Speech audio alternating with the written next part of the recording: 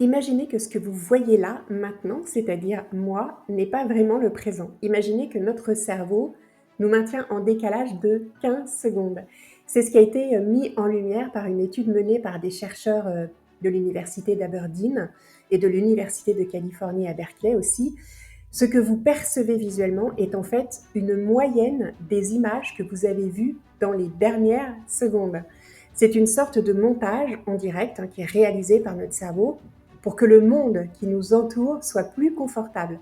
Parce que, en fait, à chaque seconde, en fait, il se passe un nombre incalculable de petites choses qui pourraient complètement brouiller notre perception. Par exemple, on cligne des yeux, on bouge nos yeux sans arrêt, notre tête bouge aussi avec chaque pas, chaque mouvement, chaque respiration. La lumière change aussi, un objet apparaît, un autre disparaît, il y a des ombres, des reflets, des vibrations, des scintillements.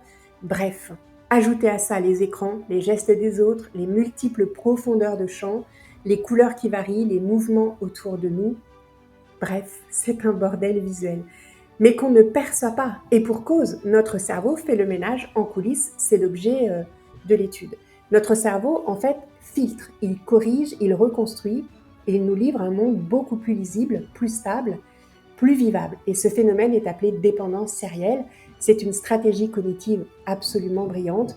C'est ce qui nous permet de voir un monde cohérent, même quand il est en perpétuelle agitation. Mais cette illusion, elle a un prix. Elle peut nous rendre aveugles aux petits changements. Par exemple, un visage qui va vieillir, un objet déplacé, une variation subtile. Tout ça, ça peut passer totalement inaperçu. C'est ce qu'on appelle la cécité au changement. Et parfois même, ce qui est visible ne l'est pas vraiment, simplement parce que notre attention est ailleurs. Ça, c'est la cécité inattentionnelle.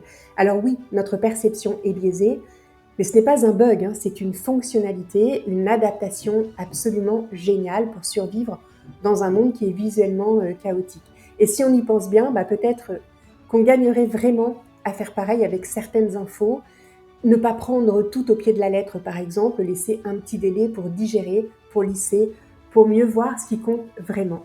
À bientôt!